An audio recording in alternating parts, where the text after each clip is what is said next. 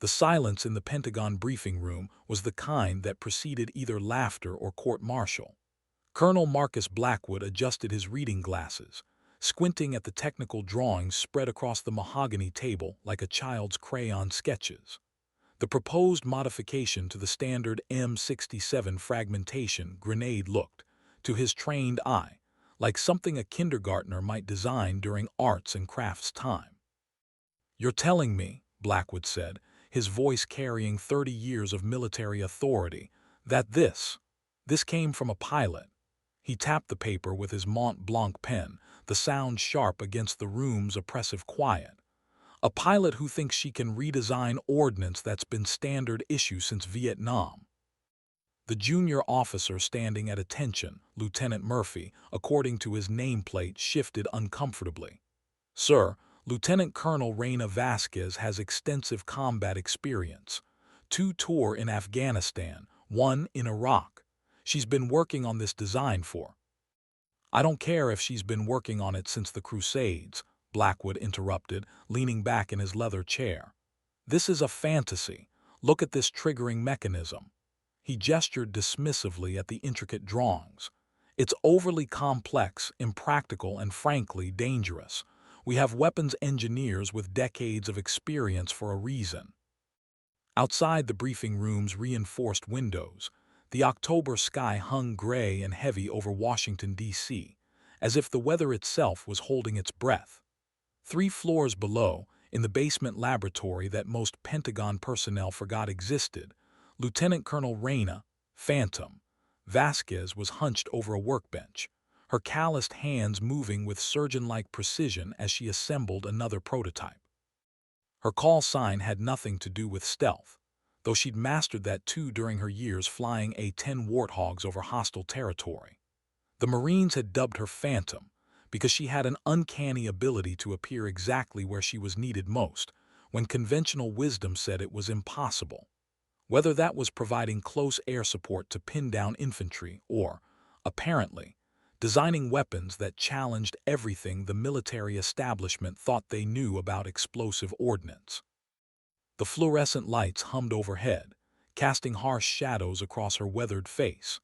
At 34, Vasquez carried the kind of scars that came from ejecting from a damaged aircraft over Taliban territory and walking 15 miles through enemy terrain to reach friendly lines. Her left hand bore the permanent reminder of that night, 3 fingers that never quite straightened completely after the field surgery that saved her life. But it wasn't the physical scars that made her different. It was the way she saw problems that others couldn't or wouldn't see.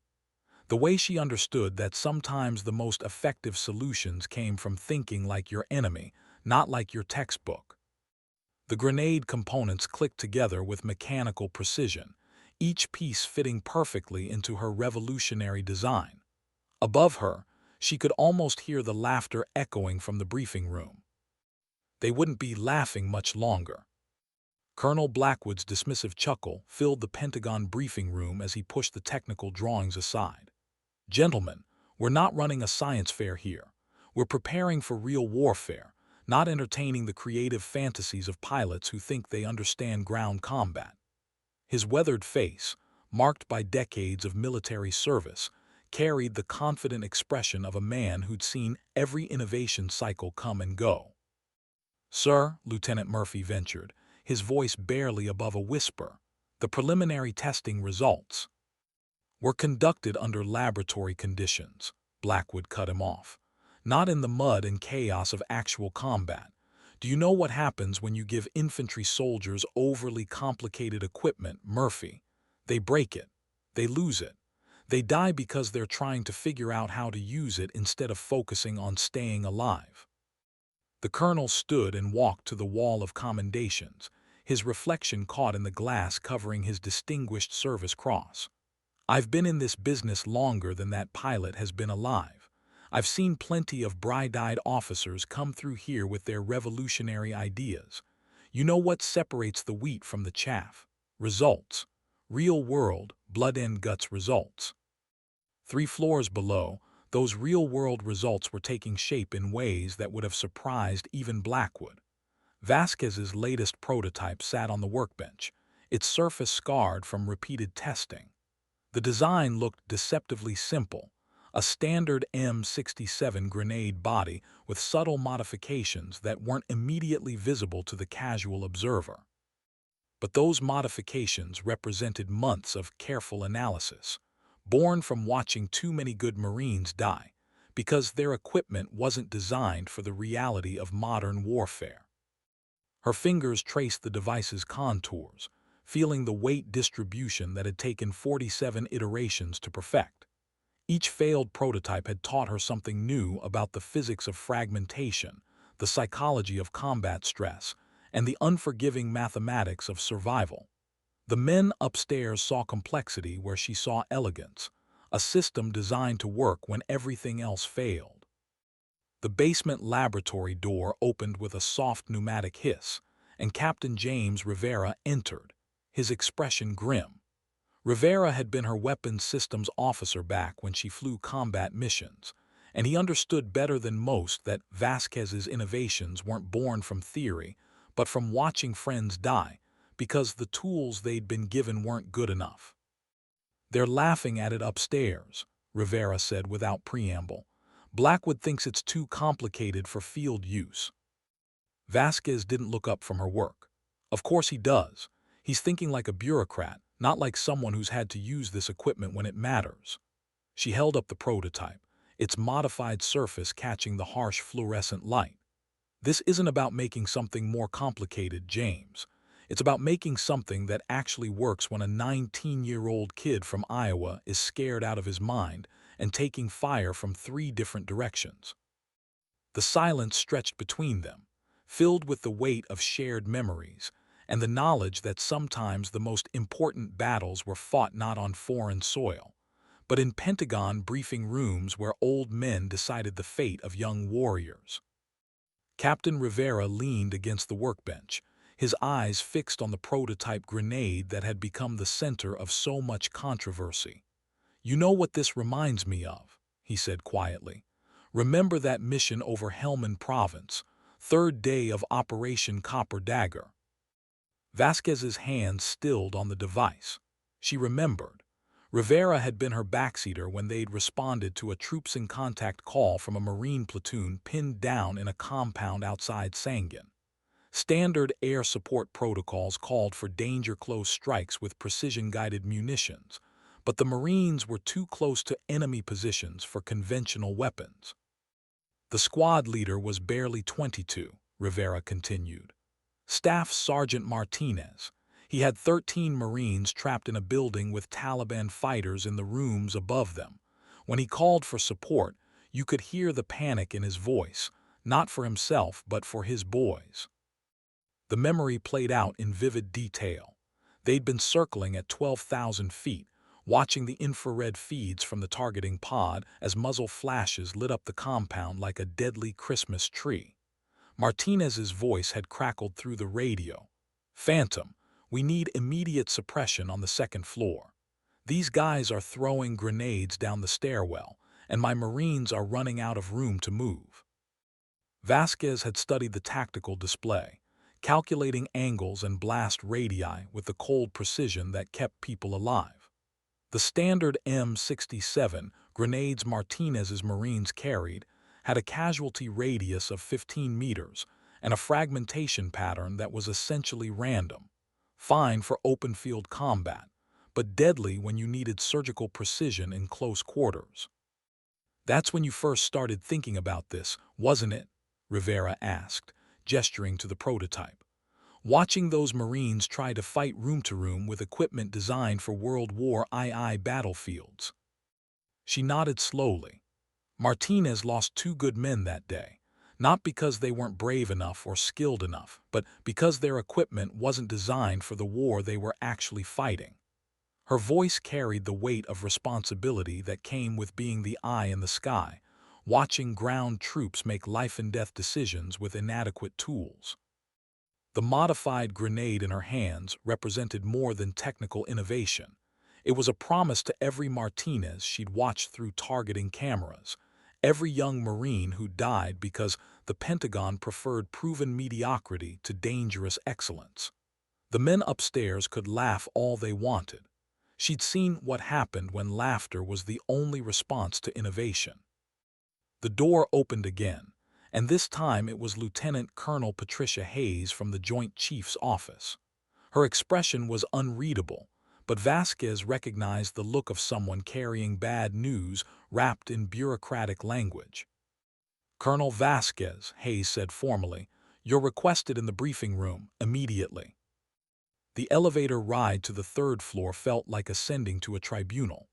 Vasquez stood at attention as the numbers climbed, her modified grenade prototype secured in a ballistic case at her side.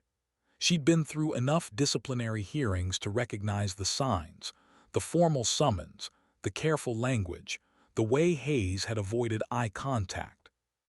The briefing room doors opened to reveal a scene that confirmed her suspicions. Colonel Blackwood sat at the head of the table, flanked by two other senior officers she didn't recognize. The atmosphere was thick with the kind of institutional authority that could end careers with a single signature. "Colonel Vasquez," Blackwood began, his voice carrying the measured tone of official displeasure, "we've reviewed your proposed modifications to standard ordnance. While we appreciate your enthusiasm for innovation, we have serious concerns about the practicality and safety of your design." Vasquez remained at attention, her expression neutral. She'd learned long ago that the worst thing you could do in these situations was show emotion. The Pentagon fed on emotional reactions like a shark sensing blood in the water. "Your design is unnecessarily complex," Blackwood continued, reading from a prepared statement. "It introduces multiple failure points that could compromise the weapon's reliability under combat conditions. Furthermore, the manufacturing costs would be prohibitive, and the training requirements would burden our already overtaxed personnel." Behind Blackwood, a PowerPoint presentation displayed her technical drawings alongside a scathing analysis that reduced months of careful research to a series of red X marks and critical comments. Each slide was a masterclass in institutional dismissal, the kind of death by 1,000 paper cuts that had killed more military innovations than enemy fire. "Moreover," Blackwood said, his tone growing sharper, "this project represents a concerning departure from established chain of command protocols. Weapons development is the responsibility of specialized engineering teams, not individual officers pursuing personal projects." The words hung in the air like smoke from a battlefield. Vasquez had expected this response, but hearing it delivered with such bureaucratic precision still stung.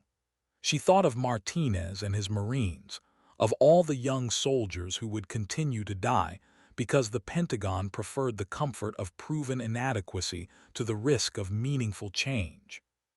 "Sir," she said finally, "with respect, I believe the analysis may be incomplete. The prototype has shown significant improvements in accuracy and effectiveness during preliminary testing." Blackwood's laugh was sharp and dismissive.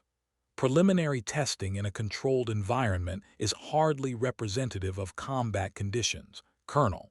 We're not interested in theoretical improvements. We need proven systems that work reliably in the hands of stressed, frightened soldiers." The irony wasn't lost on Vasquez. She'd been one of those stressed, frightened soldiers, watching from above as Marines died because their equipment wasn't designed for the reality of modern warfare.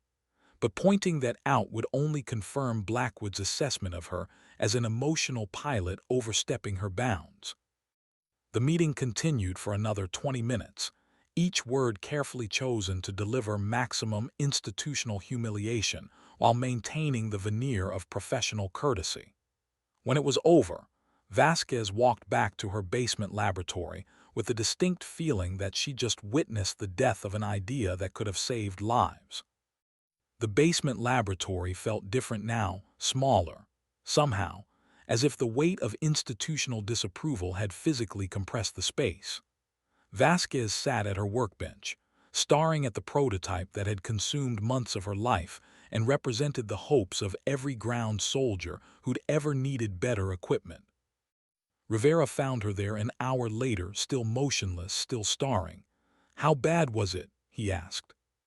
"About what you'd expect," she replied. Blackwood made it clear that pilots should stick to flying and leave weapons development to the experts. She picked up the prototype, feeling its familiar weight. "They're shutting down the project. Official orders should come through by tomorrow." Rivera pulled up a chair beside her. "You know what this reminds me of? The early days of the A-10 program. The Air Force brass hated it, said it was too slow, too specialized, too different from what they were used to. They tried to kill it at least 3 times. And now it's the most effective close air support platform in the inventory," Vasquez finished. "I know the history, James, but there's a difference between institutional resistance and institutional stupidity. Sometimes the bureaucracy wins." They sat in silence, surrounded by the detritus of months of research and development. Technical manuals lay open to pages covered in her handwritten notes. Computer screens displayed ballistic calculations that had consumed countless late nights. The air smelled of metal shavings and the particular ozone scent of electronic equipment pushed to its limits. "What if they're right?" Vasquez asked suddenly. "What if I'm just a pilot who thinks she knows more than she actually does? What if this whole project is just ego disguised as innovation?" Rivera turned to look at her, his expression serious. "You want to know what I think? I think you're asking the wrong question. The question isn't whether you're qualified to design weapons. It's whether the weapons we have now are good enough for the people who have to use them." He stood and walked to the wall where she'd posted photographs from various combat deployments. Marines in full battle gear, their faces young and determined. Air Force pilots standing beside their aircraft, some of whom hadn't made it home. Soldiers from a dozen different units, all united by the common experience of carrying equipment that wasn't quite good enough for the job they were asked to do. "Every one of these people trusted their equipment with their lives," Rivera said. "And some of them died because that trust was misplaced. You're not trying to redesign weapons because you think you're smarter than everyone else. You're trying to redesign them because you've watched too many good people die with inadequate tools." Vasquez looked at the photographs, remembering the faces, the names, the circumstances of each loss. The official reports always used clinical language: equipment failure, tactical miscalculation, enemy action. But she knew the real story behind each casualty report, the moment when someone's courage wasn't enough to overcome the limitations of their gear. The intercom crackled to life, interrupting her thoughts. "Colonel Vasquez, please report to the communications center. Priority message incoming." The communications center was located on the same floor as the briefing room, but it felt like stepping into a different world. Banks of monitors displayed real-time intelligence feeds from around the globe, while technicians wearing headsets monitored radio traffic from deployed units.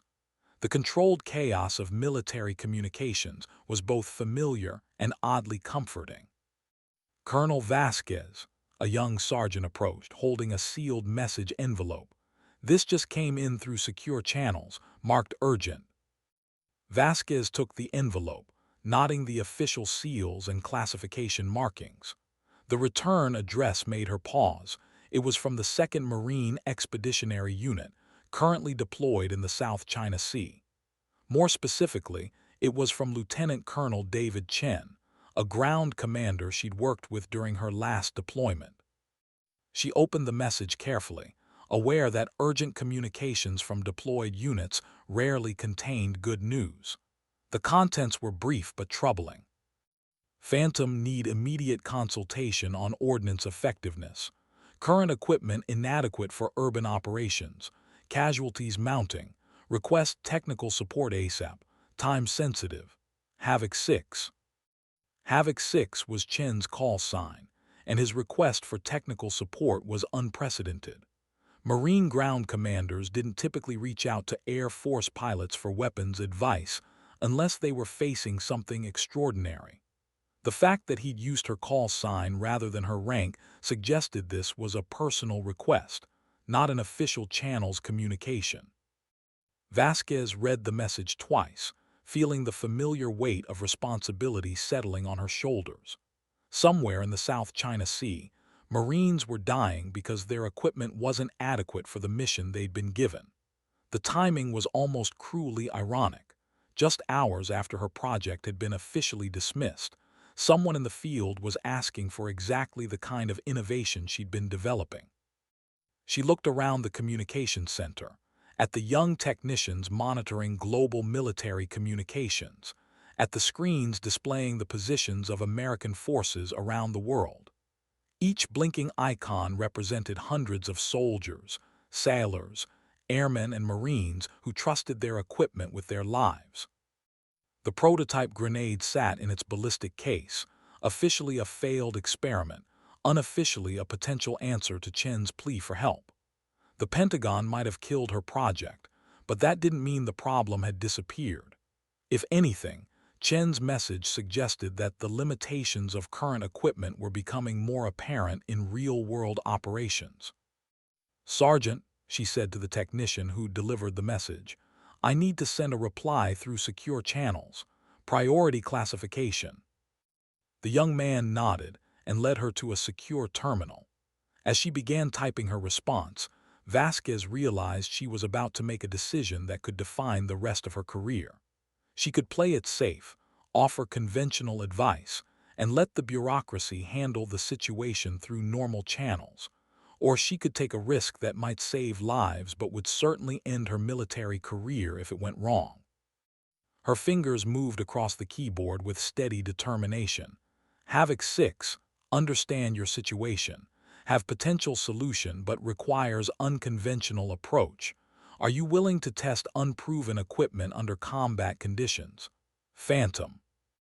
The message transmitted in seconds, carrying with it the weight of everything she'd learned about leadership, innovation, and the price of playing it safe when lives were at stake. In the South China Sea, Marines were dying. In the Pentagon, bureaucrats were celebrating another victory over dangerous innovation. But in a basement laboratory, a pilot-turned-weapons designer was about to prove that sometimes the most important battles were fought by individuals willing to risk everything for an idea that might save lives. The response from Havoc 6 came back within minutes, its brevity reflecting the urgency of the situation in the South China Sea. Phantom, situation critical. Lost 3 Marines yesterday to inadequate ordnance in urban environment. Will test anything that might save lives. What do you need? Havoc 6.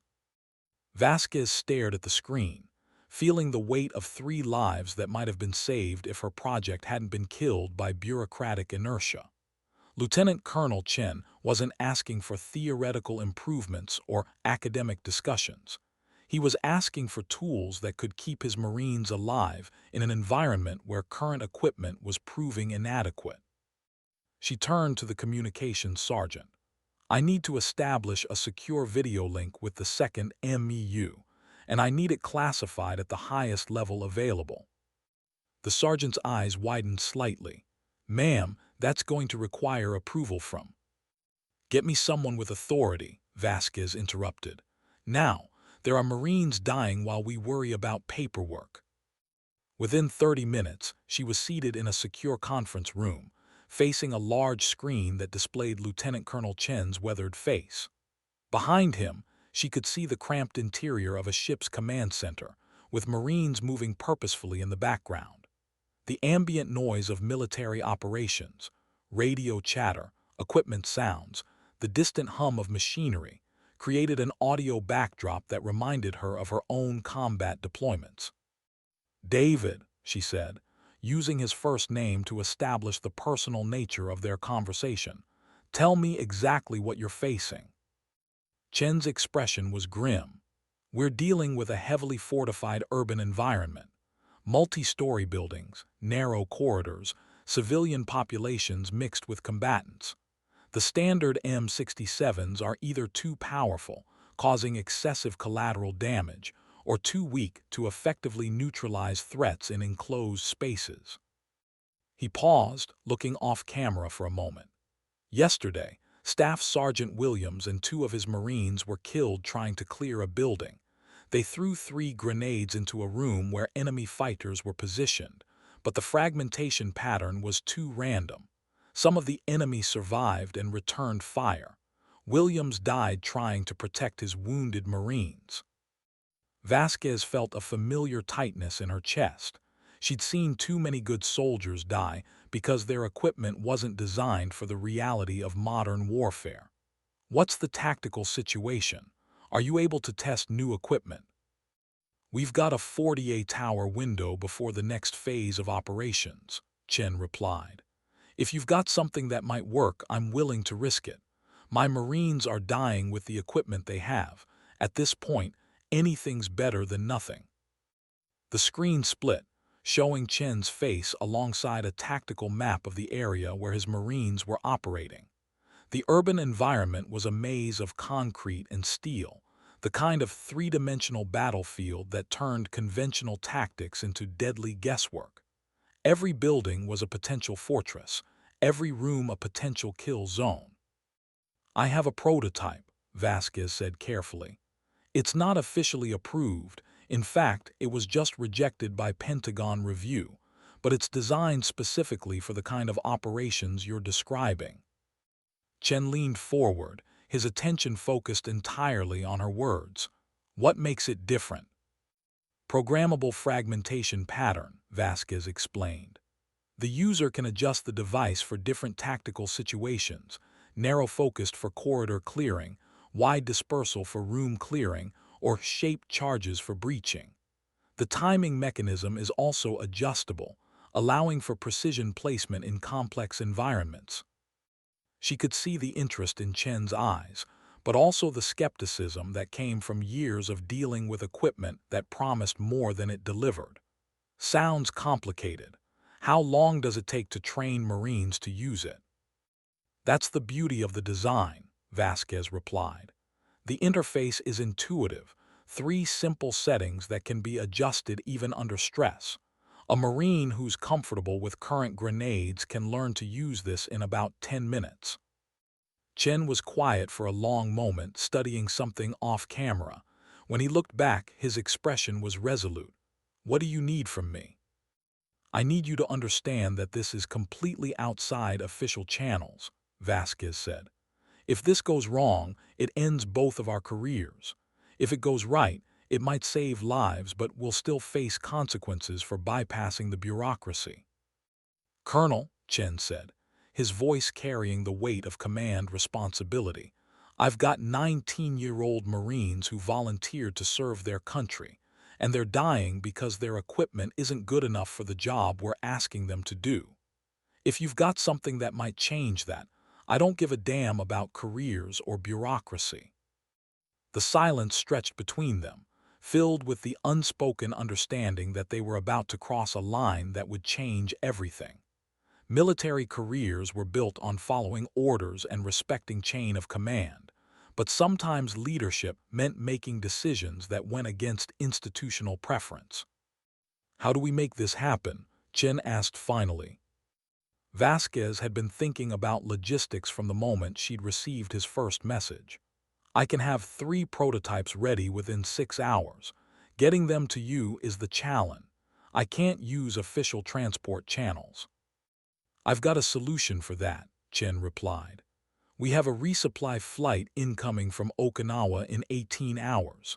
The pilot owes me a favor, and he's not the type to ask questions about unmarked packages.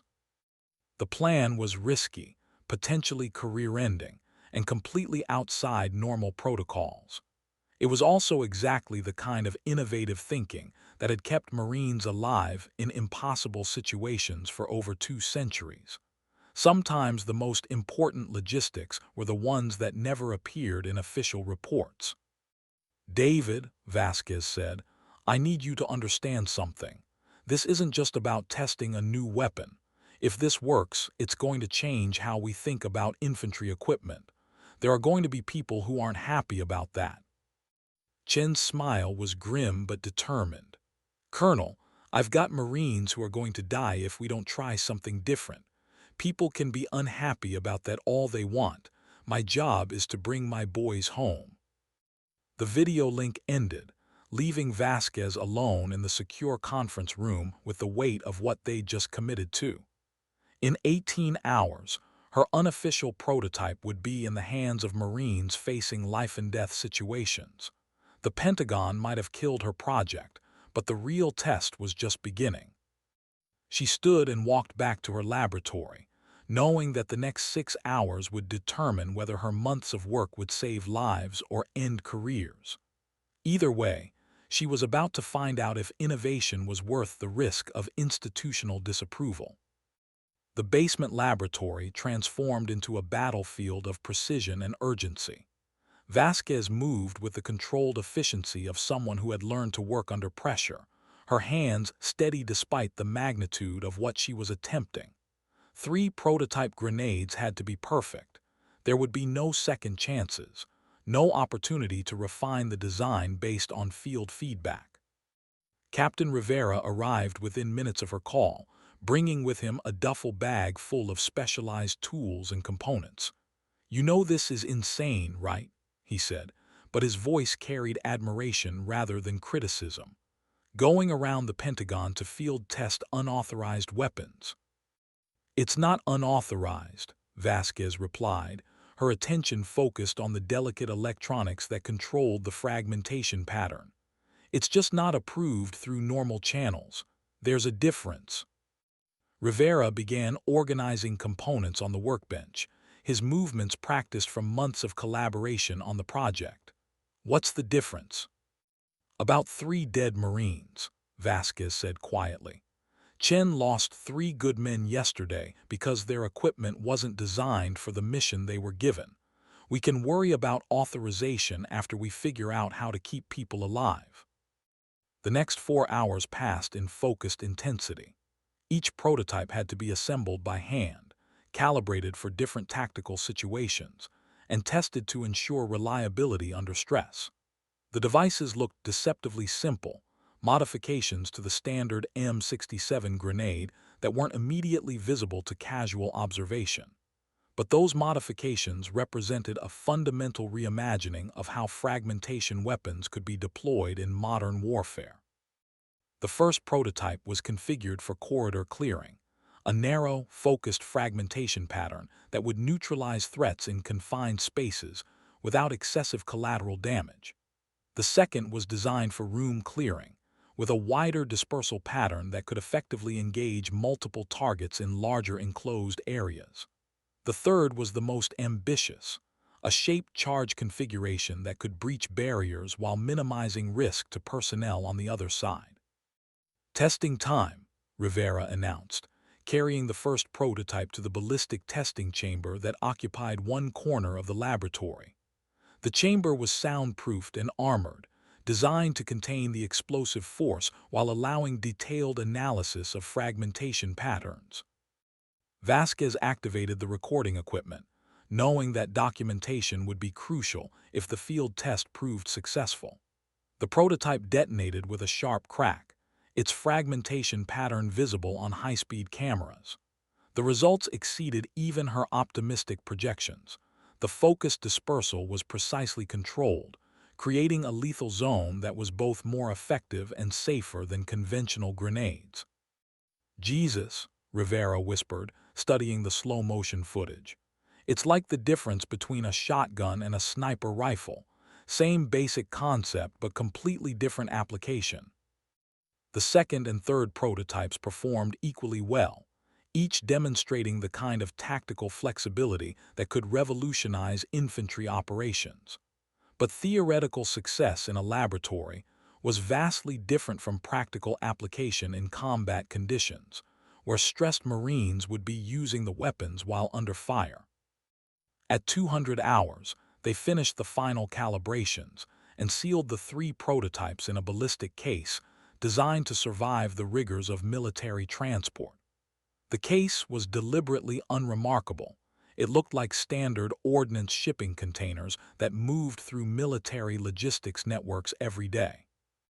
"Now comes the hard part," Rivera said, checking his watch. "Getting these to Chen without anyone asking questions." Vasquez had been thinking about that problem for hours. The resupply flight from Okinawa would arrive at Chen's location in 14 hours. But first, the prototypes had to reach Okinawa without triggering the bureaucratic mechanisms that would shut down the entire operation. "I've got an idea," she said, "but you're not going to like it." Rivera's expression suggested he already knew what she was thinking. "You're going to personally deliver them to Okinawa." "It's the only way to ensure they reach Chen," Vasquez replied. "If we try to ship them through normal channels, there's too much risk of interception. But if I carry them as personal equipment, they'll never be inspected." "That's assuming you can get transport to Okinawa on short notice," Rivera pointed out. "And assuming no one asks why an Air Force pilot is suddenly traveling to the South China Sea." Vasquez was already reaching for her phone. "I still have friends in the transport command. Someone owes me a favor from Afghanistan." The call took 30 minutes to arrange, but by 300 hours she had confirmed passage on a C-17 transport flight departing for Okinawa at 800. The flight manifest would show her as a passenger on official business, vague enough to avoid questions, specific enough to satisfy bureaucratic requirements. She spent the remaining hours writing a detailed technical manual for the prototypes, knowing that Chen's Marines would need clear instructions for field use. The manual was concise but comprehensive, covering everything from basic operation to tactical applications to safety protocols. At 700 hours, she stood in the Pentagon parking garage, holding the ballistic case that contained months of work and the hopes of Marines she'd never met. Rivera was there to see her off, his expression mixing concern and pride. "You know this is probably the end of your career," he said. "Even if it works perfectly, the Pentagon doesn't forgive people who go around the system." Vasquez looked at the case, thinking about Chen's Marines, about Staff Sergeant Williams and the 2 men who had died with him. "Some things are more important than careers, James. If this saves lives, it's worth whatever consequences come with it." The transport flight to Okinawa was routine, but Vasquez spent the entire journey thinking about the implications of what she was doing. Military careers were built on following orders and respecting chain of command, but sometimes leadership meant making decisions that went against institutional preference. The Pentagon might court-martial her for this, but Marines would go home to their families because of it. 8 hours later, she was standing on the tarmac at Kadena Air Base, watching as the ballistic case was loaded onto a helicopter bound for the South China Sea. The prototypes that had been dismissed as fantasy in a Pentagon briefing room were about to face the ultimate test, combat conditions where failure meant death and success meant survival. The helicopter disappeared into the Pacific sky, carrying with it the hopes of everyone who believed that innovation was worth the risk of institutional disapproval. In 12 hours, Lieutenant Colonel Chen would have weapons that might save his Marines' lives. In 12 hours, Vasquez would know if her months of work had been worth the career she was about to sacrifice. The USS Boxer pitched gently in the South China Sea swells as Lieutenant Colonel Chen stood on the flight deck, watching the supply helicopter approach through the pre-dawn darkness. The bird settled onto the deck with practiced precision, its rotors whipping salt spray across the assembled Marines who had turned out to receive the routine resupply mission. But Chen knew this delivery was anything but routine. Buried among the standard ammunition, medical supplies, and equipment parts was a ballistic case that might represent the future of infantry warfare, or the end of 2 military careers if everything went wrong. "Sir," Staff Sergeant Rodriguez approached, gesturing toward the helicopter. "Standard supply manifest, but there's one case marked for your personal attention." Chen nodded, maintaining the careful expression of a commanding officer receiving routine supplies. The ballistic case was indistinguishable from dozens of others being offloaded, but he could feel the weight of its significance as Rodriguez supervised its transport to the ship's armory. 20 minutes later, Chen was alone in his cabin, staring at the case that contained either salvation or damnation. The technical manual that accompanied the prototypes was thorough and precise, written by someone who understood both the theory of explosive ordnance and the practical realities of combat operations. He opened the case carefully, revealing 3 devices that looked almost identical to standard M67 grenades. The modifications were subtle, a slightly different shape to the safety mechanism, additional markings that indicated the various settings, and a small digital display that showed the selected fragmentation pattern. The first prototype was designed for corridor clearing, with a focused fragmentation pattern that would neutralize threats in confined spaces without excessive collateral damage. Chen held it in his hands, feeling the familiar weight of a standard grenade, but knowing that this device represented a fundamental advancement in tactical capability. The second prototype was configured for room clearing, with a wider dispersal pattern that could effectively engage multiple targets in larger enclosed areas. The third was the most ambitious, a shaped charge configuration that could breach barriers while minimizing risk to personnel on the other side. Chen had been a ground commander for 15 years, and he understood the difference between theoretical improvements and practical applications. These devices might work perfectly in laboratory conditions, but combat had a way of revealing flaws that no amount of testing could predict. "Sir," a knock at his cabin door interrupted his thoughts. "Request permission to enter." "Come in, Gunny," Chen called, recognizing the voice of Gunnery Sergeant Martinez, his senior NCO and the man who would be responsible for training Marines to use the new equipment. Martinez entered, his expression curious but professional. He was a 20-year veteran who had seen every piece of equipment the Corps had to offer, and he had learned to be skeptical of anything that claimed to be better than what had kept Marines alive for decades. "Gunny, I need you to look at something," Chen said, gesturing toward the open case. "And I need you to understand that what we discuss here doesn't leave this room." Martinez's eyes narrowed as he approached the case, his professional instincts immediately recognizing the significance of the moment. "Sir, these look like modified M67s. Where did they come from?" "That's not important right now," Chen replied. "What's important is that they might give us the tactical advantage we need for the next phase of operations. I need you to evaluate them and tell me if they're worth the risk." Martinez picked up the first prototype, his experienced hands immediately noting the subtle differences from standard equipment. "What kind of modifications are we talking about, sir?" Chen handed him the technical manual, watching as the senior NCO's expression shifted from skepticism to interest to cautious optimism. Martinez had been present when Staff Sergeant Williams and his 2 Marines had died, and he understood better than anyone the limitations of current equipment in urban warfare. "Programmable fragmentation patterns," Martinez read aloud. "Adjustable timing mechanisms, shaped charge capabilities." He looked up at Chen. "Sir, if this works like the manual says, it could change everything about how we do close-quarters combat." "The question is whether it actually works," Chen replied, "and whether we can train Marines to use it effectively in the time we have available." Martinez studied the devices again, his mind already working through the tactical applications. "Sir, with respect, we don't have a choice. The standard M67s aren't cutting it in these urban environments.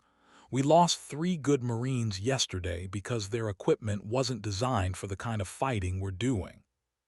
The cabin fell silent except for the steady hum of the ship's engines and the distant sound of Marines going about their duties.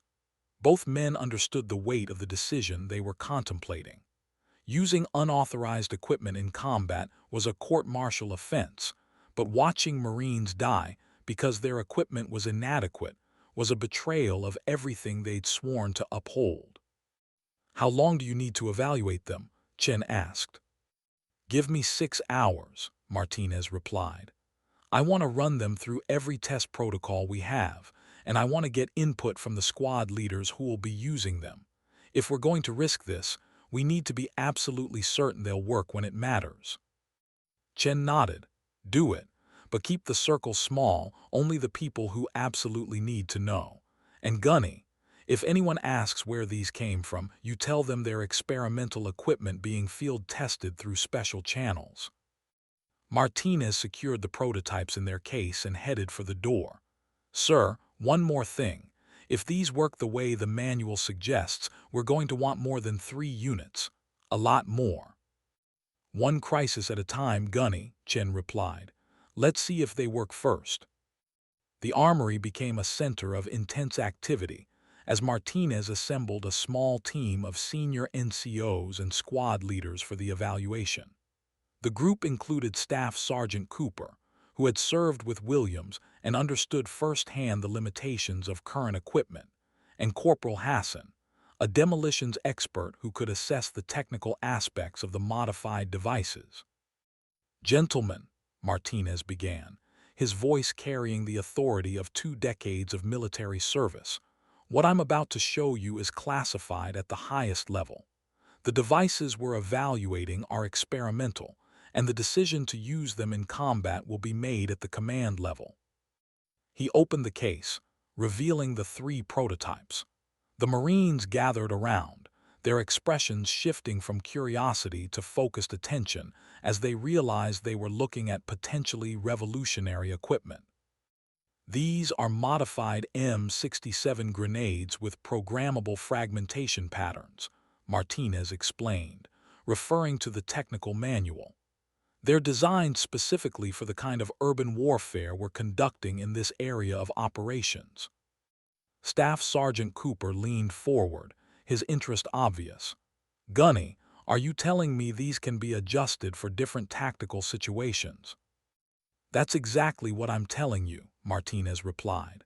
"Corridor clearing, room clearing, and shaped charge configurations, all adjustable by the user based on the tactical situation." The evaluation that followed was thorough and systematic. Each prototype was examined for construction quality, ease of use, and tactical applicability. The Marines tested the interface mechanisms, studied the technical specifications, and discussed the potential applications in combat scenarios. "This is what we needed 3 days ago," Cooper said quietly, holding the corridor-clearing prototype. "Williams and his Marines died because we couldn't effectively engage targets in that narrow hallway. This thing would have changed everything." Corporal Hassan was equally impressed with the technical aspects. "The shaped charge configuration is brilliant," he said. "It's like having a precision breaching charge that doesn't require specialized training to use." But Martinez was most interested in the practical applications. "The question isn't whether these are better than what we have," he said. "The question is whether we can train Marines to use them effectively under stress. Combat has a way of making even simple equipment seem complicated." The group spent the next 4 hours running through tactical scenarios, discussing applications, and identifying potential problems. The consensus was overwhelmingly positive. The prototypes represented a significant advancement in tactical capability, and they were simple enough to be used effectively by Marines with minimal additional training. "Sir," Martinez reported to Chen 6 hours later, "the evaluation is complete. The prototypes exceed expectations in every category. They're effective, reliable, and easy to use. My recommendation is immediate deployment for the next phase of operations." Chen had been waiting for this moment, knowing that Martinez's assessment would determine whether they proceeded with the unauthorized field test. "What about training requirements?" "Minimal," Martinez replied. Any Marine who's comfortable with standard grenades can learn to use these in about 10 minutes. The interface is intuitive, and the tactical applications are obvious.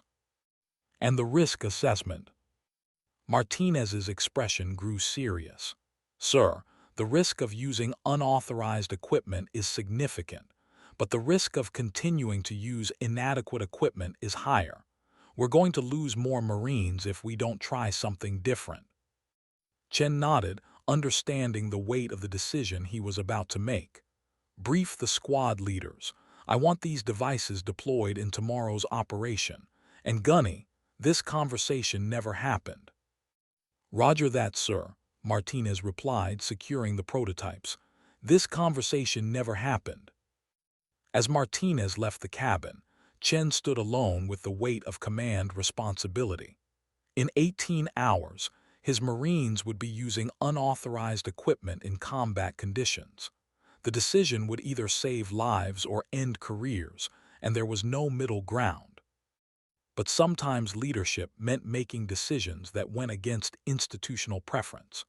Sometimes the most important battles were fought by individuals willing to risk everything for an idea that might save lives. And sometimes the difference between success and failure was measured not in medals or promotions, but in the number of young Marines who made it home to their families. The pre-dawn briefing room aboard the USS Boxer was thick with tension as Lieutenant Colonel Chen addressed the assembled squad leaders.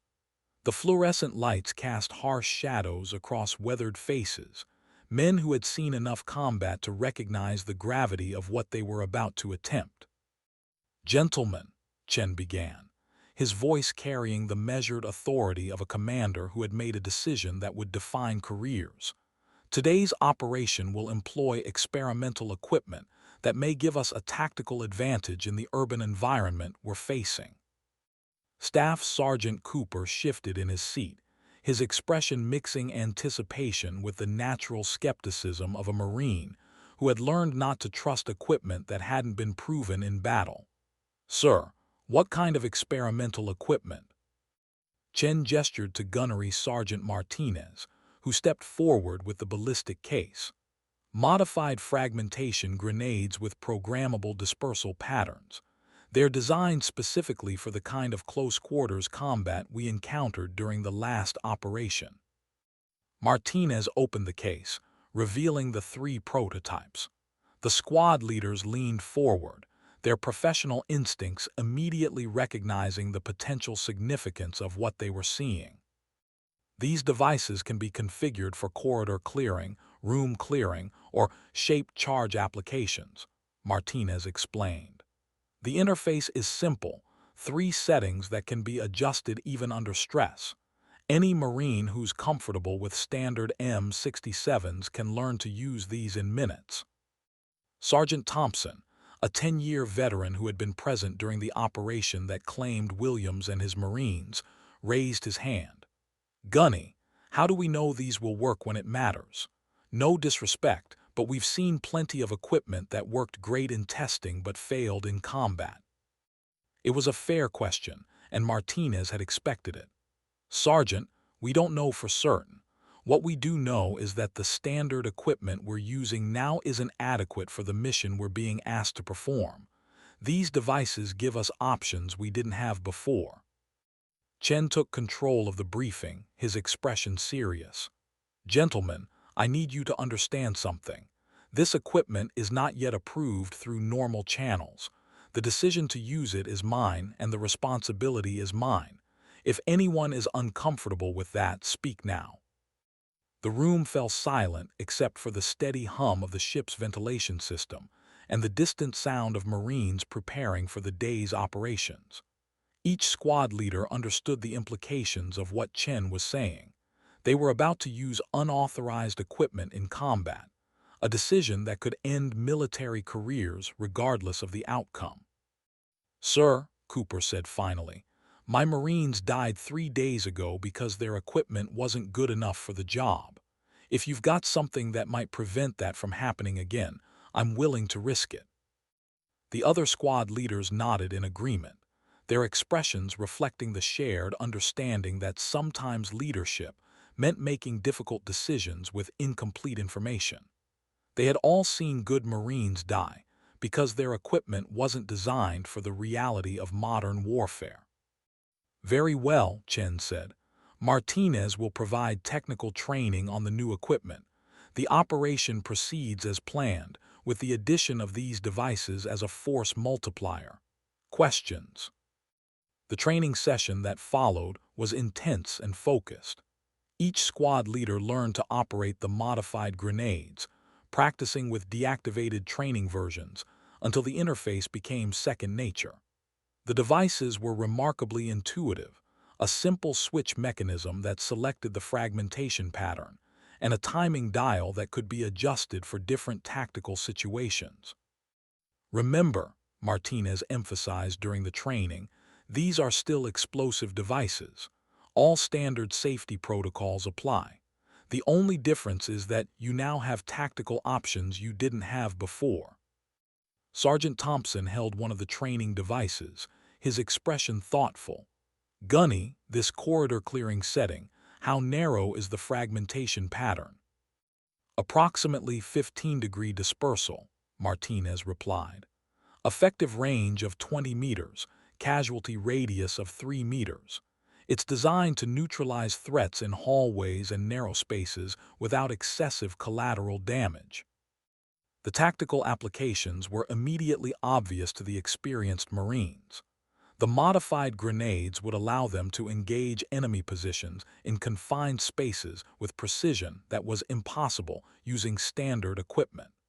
The shaped charge configuration would enable breaching operations without requiring specialized demolitions training.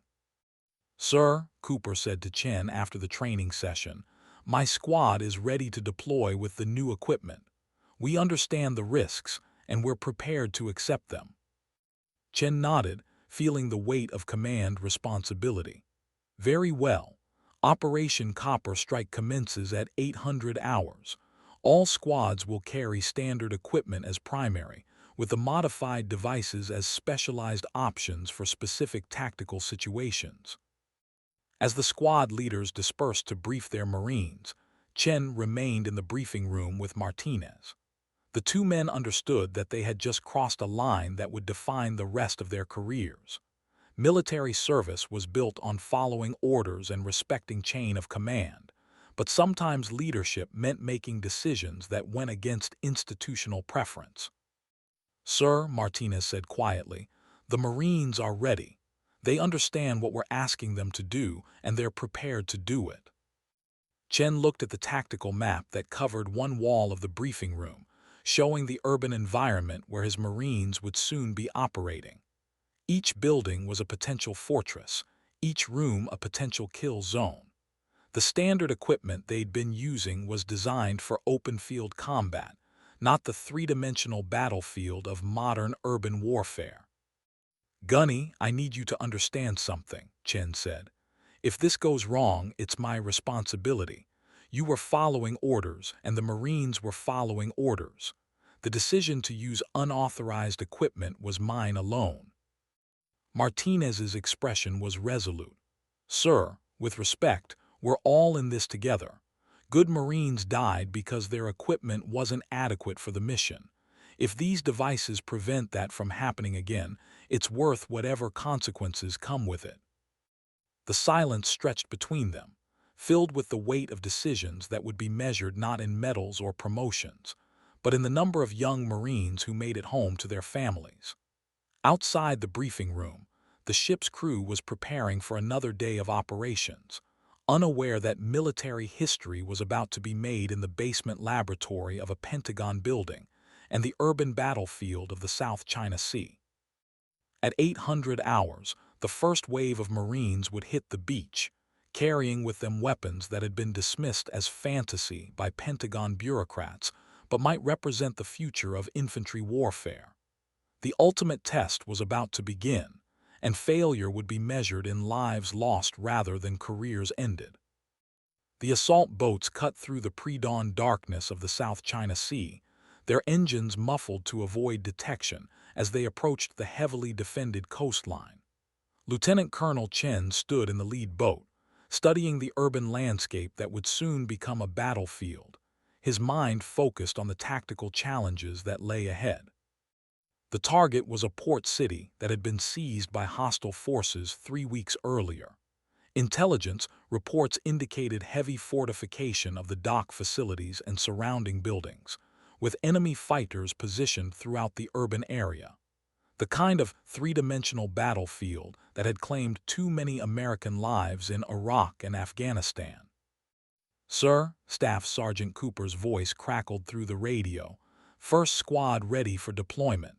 We have the special equipment distributed and briefed." Chen keyed his microphone. "Roger, first squad. Remember, standard equipment is primary. Special equipment is for specific tactical situations only."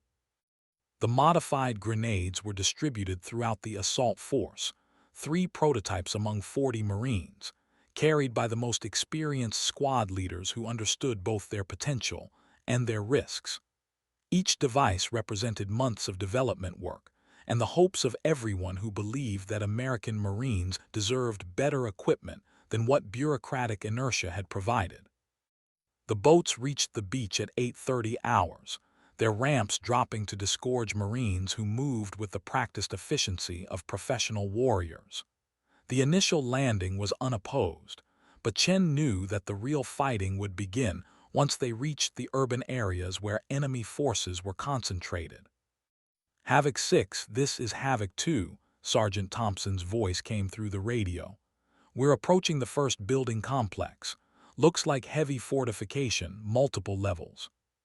Chen studied his tactical display, watching as the blue icons representing his Marines moved through the urban landscape. The building complex was a key objective, a multi-story structure that controlled access to the port facilities. Intelligence suggested it was heavily defended, with enemy positions on multiple floors. "Havoc 2, proceed with caution," Chen replied. "You are cleared to use special equipment if tactical situation requires it." The next 20 minutes passed in tense silence as Thompson's squad approached the target building. Chen monitored their progress through helmet-mounted cameras, watching as the Marines moved through narrow streets lined with concrete barriers and abandoned vehicles. The urban environment was a maze of potential ambush sites and kill zones. "Contact," Thompson's voice exploded through the radio. "Heavy fire from second-floor positions. We're pinned down in the courtyard." Chen's tactical display showed Thompson's squad trapped in an open area, taking fire from multiple positions in the building above them. The situation was exactly what they had trained for: enemy forces in elevated positions, Marines caught in a kill zone, and standard equipment inadequate for the tactical problem they faced. "Havoc 2, can you reach the building entrance?" Chen asked. "Negative," Thompson replied, his voice tight with stress. "They've got overlapping fields of fire. Every time we try to move, they light us up." Chen studied the tactical situation, recognizing the deadly mathematics of urban warfare. Thompson's Marines were caught in a textbook ambush, pinned down by enemy fire from positions that were difficult to engage with standard weapons. The kind of situation where good Marines died because their equipment wasn't designed for the reality of modern combat. "Havoc 2, you are cleared to employ special equipment," Chen ordered. "Corridor clearing configuration, second-floor hallway." "Roger," Thompson replied, employing special equipment. The silence that followed was filled with the weight of military history being made. Somewhere in a Pentagon basement, a pilot-turned-weapons designer had imagined this moment, designing equipment that might save the lives of Marines she would never meet. The ultimate test was about to begin. Thompson's voice came back through the radio, steady and professional.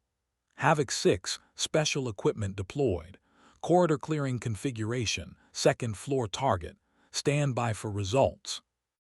The modified grenade detonated with a sharp crack that was different from the sound of standard ordnance. The fragmentation pattern was precisely controlled, creating a lethal zone that neutralized enemy positions in the hallway while minimizing collateral damage to the surrounding structure. Havoc 6, this is Havoc 2, Thompson's voice carried a note of amazement. Special equipment was highly effective. Enemy positions neutralized, building secured. We're moving to the next objective. Chen felt a surge of relief mixed with professional satisfaction. The prototype had performed exactly as designed, providing tactical capability that was impossible with standard equipment. But one successful deployment didn't constitute a complete field test. There were still 2 more prototypes to evaluate under combat conditions. "Well done, Havoc 2, Chen replied. "Continue mission. All units be advised that special equipment has proven effective in corridor-clearing applications." The tactical display showed Thompson's squad moving through the secured building, their progress now unimpeded by enemy fire. The modified grenade had accomplished in seconds what might have taken hours with standard equipment, and without the casualties that conventional assault would have required. "Havoc 6, this is Havoc 3, Sergeant Williams's voice came through the radio. "We're approaching the dock facility. Multiple enemy positions in the warehouse complex. Request permission to employ special equipment." Chen studied the tactical situation. The warehouse complex was a sprawling structure with large open areas and multiple levels, perfect for the room-clearing configuration of the second prototype. "Havoc 3, you are cleared to employ special equipment. Room-clearing configuration." "Roger, Havoc 6, special equipment, room-clearing configuration." The warehouse assault began with suppressive fire from supporting units, followed by Williams's squad moving through the main entrance. The enemy had prepared defensive positions throughout the structure, turning the large open spaces into kill zones that would be difficult to clear with standard equipment. "Havoc 6, this is Havoc 3, Williams reported. "Enemy positions identified in the main warehouse area, multiple targets, wide dispersal, employing special equipment now." The second prototype detonated with the same controlled precision as the first, its fragmentation pattern adjusted for the larger space and multiple targets. The wide dispersal configuration neutralized enemy positions throughout the warehouse while leaving the structural integrity of the building intact. "Havoc 6, warehouse secured," Williams reported. "Special equipment was extremely effective.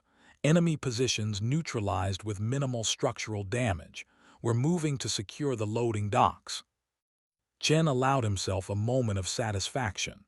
2 prototypes had been successfully deployed under combat conditions, demonstrating tactical effectiveness that exceeded even optimistic projections. But the third prototype, the shaped charge configuration, would face the most challenging test of all. "All units, this is Havoc 6, Chen announced. "Special equipment has proven highly effective in corridor clearing and room clearing applications. Prepare for final phase of operations." The final phase would require breaching a heavily fortified command bunker that controlled the port's defensive systems. The kind of target that would normally require specialized demolitions equipment and extensive preparation. But if the shaped charge configuration worked as designed, it might be accomplished with precision that was impossible using conventional methods. The success of the first 2 prototypes had validated months of development work and proved that innovation was worth the risk of institutional disapproval. But the ultimate test was still ahead, a combat situation where failure would be measured in lives lost rather than careers ended. Staff Sergeant Rodriguez approached the fortified command bunker with the careful precision of a Marine who had learned to respect both his enemy and his equipment. The structure was a concrete fortress built into the hillside overlooking the port, with walls thick enough to withstand conventional assault and firing ports that commanded the entire harbor area. "Havoc 6, this is Havoc 4, Rodriguez reported through his radio. "Target structure identified. Heavy concrete construction, Estimated wall thickness 2 meters. Standard breaching charges would require extensive preparation and pose significant risk to assault team. Chen studied the tactical display from his command position, watching as Rodriguez's squad maneuvered around the bunker. The structure was exactly the kind of target that had been driving infantry tactics for decades, too strong for conventional weapons, too important to bypass, and too dangerous to assault without proper preparation. Havoc 4, you are cleared to employ special equipment, Chen ordered. Shape charge configuration. Exercise extreme caution. Roger. Havoc 6, special equipment, shape charge configuration. Rodriguez examined the third prototype, noting the subtle differences from the corridor clearing and room clearing versions. The shape charge configuration looked almost identical to a standard M67 grenade, but the technical manual had explained that the fragmentation pattern was focused into a narrow cone designed to penetrate barriers while minimizing backblast. Corporal Hassan, Rodriguez called to his demolitions expert, set up security perimeter. We're going to test the shape charge configuration on the main entrance. Hassan positioned the squad in a defensive formation around the bunker entrance, their weapons trained on the surrounding area while Rodriguez prepared the modified grenade. The device felt familiar in his hands, the same weight and balance as standard equipment, but with the potential to accomplish what would normally require specialized demolitions training. The shape charge configuration required precise placement against the target surface, with a fragmentation pattern directed perpendicular to the barrier. Rodriguez positioned the device according to the technical manual, activated the timing mechanism, and moved his squad to a safe distance. Havoc 6 shape charge deployed, Rodriguez reported. Stand by for results. The explosion was different from the previous 2 prototypes, more focused, with a distinctive sound that spoke of controlled energy rather than random destruction. The shape charge had functioned exactly as designed, creating a precise breach in the concrete wall without the extensive preparation that conventional demolitions would have required. Havoc 6, this is Havoc 4, Rodriguez's voice carried obvious amazement. Shape charge configuration successful. Clean breach, minimal collateral damage. We're moving to secure the interior. Chen felt a surge of professional satisfaction mixed with the knowledge that they had just witnessed something historically significant. 3 prototypes had been successfully deployed under combat conditions, demonstrating tactical effectiveness that would revolutionize infantry operations. The weapons that had been dismissed as fantasy in a Pentagon briefing room had proven their worth on the battlefield. Outstanding work, Havoc 4, Chen replied. Secure the command bunker and prepare for extraction. The operation concluded with textbook efficiency. The port facilities were secured, enemy forces neutralized, and the mission accomplished with minimal friendly casualties. But the real victory was the successful field test of equipment that might save countless lives in future operations. As the Marines prepared for extraction, Chen stood in the secured command bunker, holding the empty ballistic case that had contained the 3 prototypes. The devices had performed flawlessly under combat conditions, validating months of development work and proving that innovation was worth the risk of institutional disapproval. Sir, Gunnery Sergeant Martinez approached, his expression mixing relief with professional excitement. All squads report mission accomplished. The special equipment exceeded expectations in every category. Chen nodded, understanding the magnitude of what they had accomplished. What's your assessment, Gunny? Sir, this equipment changes everything about how we do close-quarters combat, Martinez replied. The tactical flexibility, the precision, the effectiveness. It's like having 3 different weapon systems in one package. And the Marines' reaction. Martinez's smile was genuine. Sir, they want more, a lot more. Every squad leader is asking when they can get additional units for their teams. Chen understood the implications.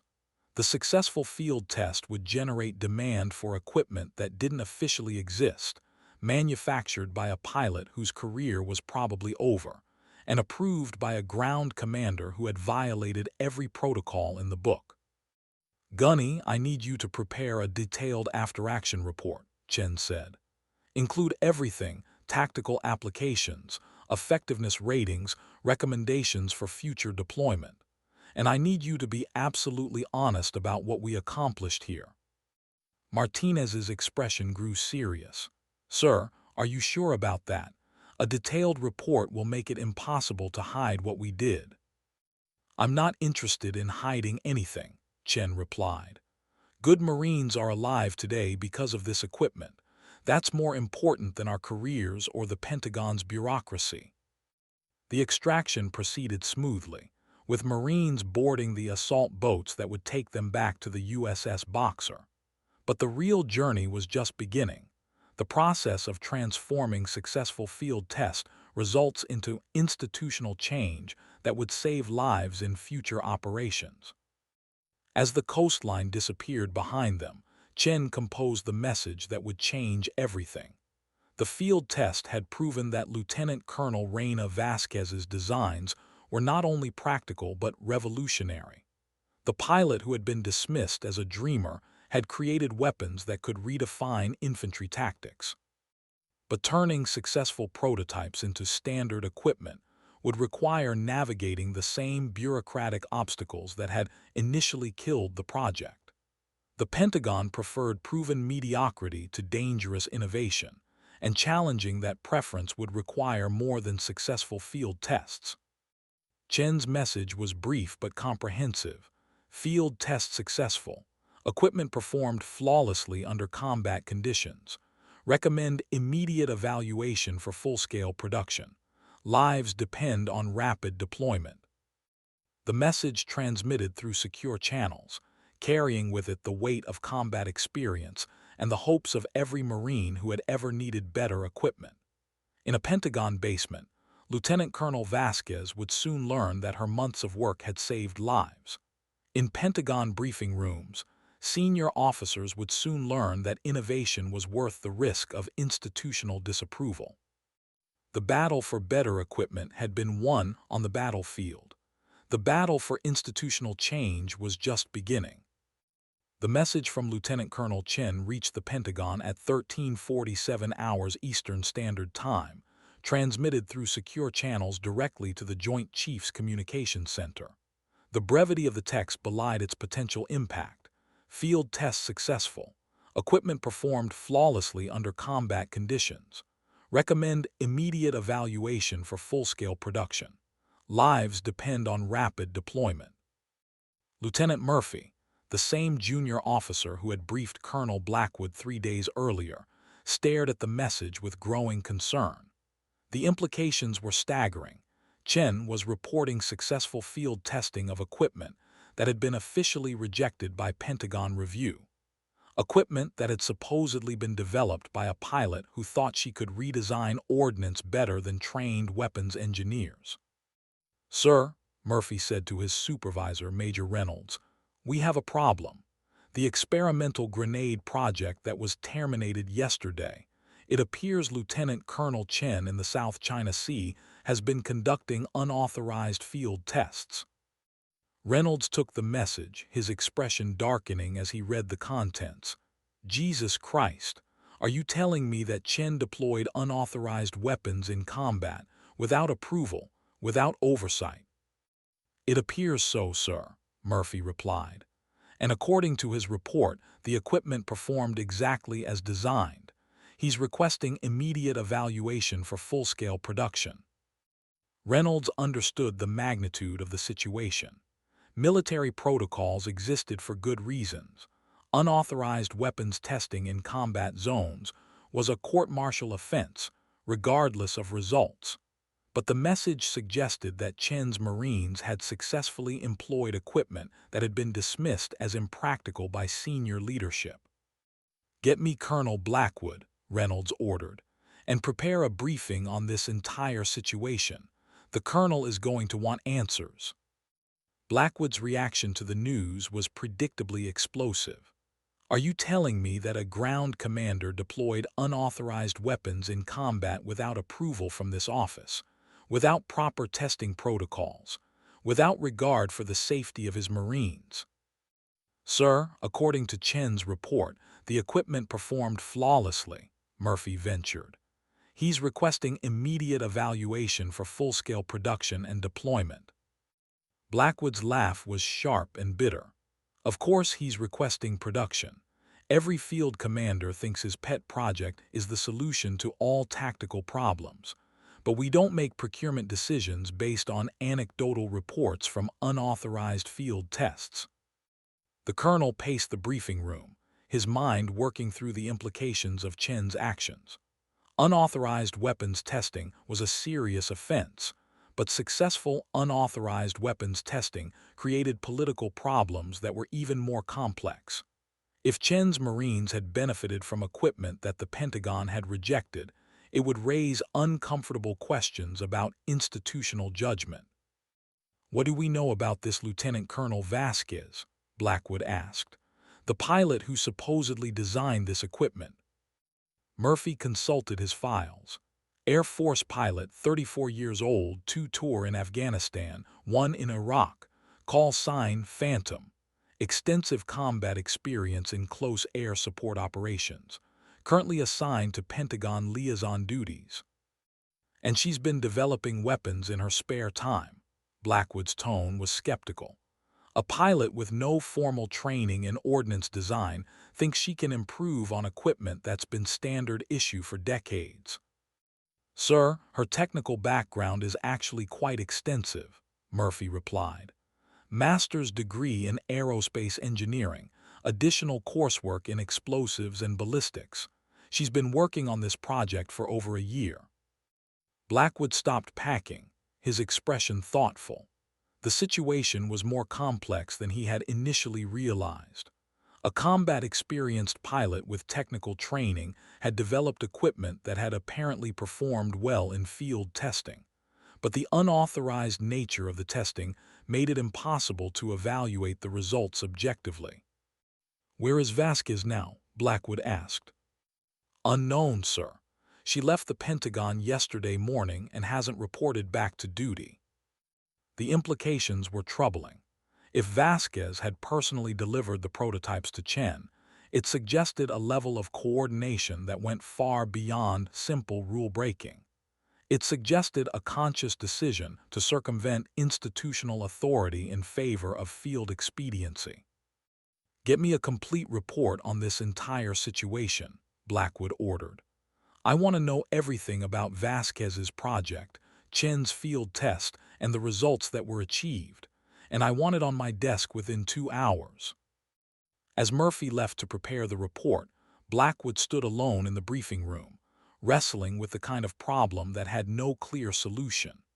Military discipline demanded that Chen and Vasquez be held accountable for their actions, but military effectiveness demanded that successful innovations be evaluated objectively, regardless of how they had been developed.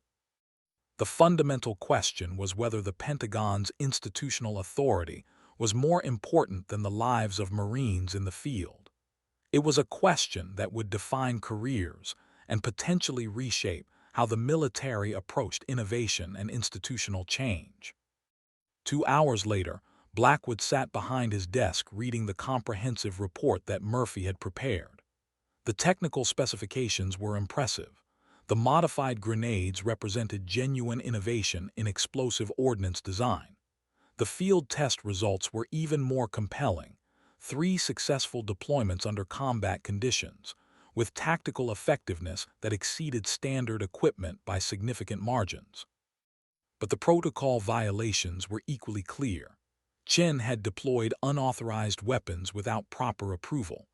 Vasquez had developed equipment outside normal channels and apparently delivered it personally to a combat zone. Both had violated fundamental principles of military command structure. "Sir," Murphy said, "there's one more thing you need to know. We've received additional messages from other deployed units asking about the equipment Chen used. Word is spreading through the Marine Corps that there's new ordnance available that's more effective than standard issue. Blackwood felt a familiar headache building behind his eyes. The situation was spiraling beyond simple disciplinary action. If other units were requesting equipment that didn't officially exist, it would create supply and training problems that could affect operational readiness. "What's the status of Vasquez and Chen?" Blackwood asked. "Chen is still in the South China Sea, awaiting orders. Vasquez is reportedly en route back to the Pentagon, but she hasn't made contact with this office." Blackwood understood that he was facing a decision that would be scrutinized by everyone from the Joint Chiefs to congressional oversight committees. The unauthorized field test had created a situation where institutional authority was in direct conflict with operational effectiveness. The question was whether the Pentagon would choose to punish innovation or embrace it. The answer would determine whether American forces would continue to use equipment designed for past wars or equipment designed for the battles they were actually fighting.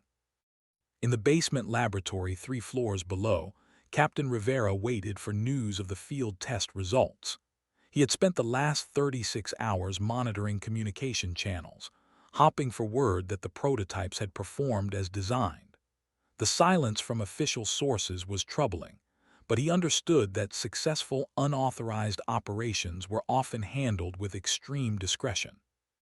Lieutenant Colonel Reina Vasquez sat in the military transport aircraft, watching the Pacific Ocean slide past 30,000 feet below. The return flight from Okinawa gave her time to think about the magnitude of what she had done and what she was about to face when she returned to the Pentagon. The encrypted message from Chen had been brief but unambiguous. "Field test successful. Equipment performed flawlessly. Recommend immediate production." 3 prototypes had been successfully deployed under combat conditions, validating months of development work and proving that innovation was worth the risk of institutional disapproval. But success in the field didn't guarantee success in the Pentagon. Military bureaucracy had its own logic, and that logic often favored institutional stability over operational effectiveness. The fact that her equipment had saved lives might not be enough to overcome the protocol violations that had made the field test possible. Vasquez understood that her career was effectively over. Even if the Pentagon eventually approved her designs for production, the methods she had used to achieve that approval would end her military service. But careers were measured in years, while the lives of Marines were measured in heartbeats. The choice had been clear. The aircraft began its descent toward Andrews Air Force Base, where she would face whatever consequences awaited. But as the familiar landscape of the Washington, D.C. area appeared below, Vasquez felt a sense of satisfaction that transcended personal concerns. Somewhere in the South China Sea, Marines were alive because of equipment that had been dismissed as fantasy by Pentagon bureaucrats. The wheels touched down on the runway with a gentle thump, marking the end of a journey that had transformed her from a pilot pursuing a personal project into a weapons designer who had challenged the institutional authority of the most powerful military in the world. As the aircraft taxied toward the terminal, Vasquez knew that the next few hours would determine whether her violation of protocol would be judged as insubordination or innovation. The answer would have implications that extended far beyond her personal career, affecting how the military approached the development of equipment that could save lives in future conflicts. The terminal was crowded with military personnel in transit, but Vasquez noticed the 2 officers in dress uniforms who were clearly waiting for her. The formal nature of their presence suggested that her return had been anticipated by the Pentagon leadership. Lieutenant Colonel Vasquez, the senior officer, approached as she disembarked. "I'm Major Reynolds. You're requested to report to Colonel Blackwood immediately." Vasquez nodded, understanding that the formal language was designed to avoid any appearance of arrest or detention.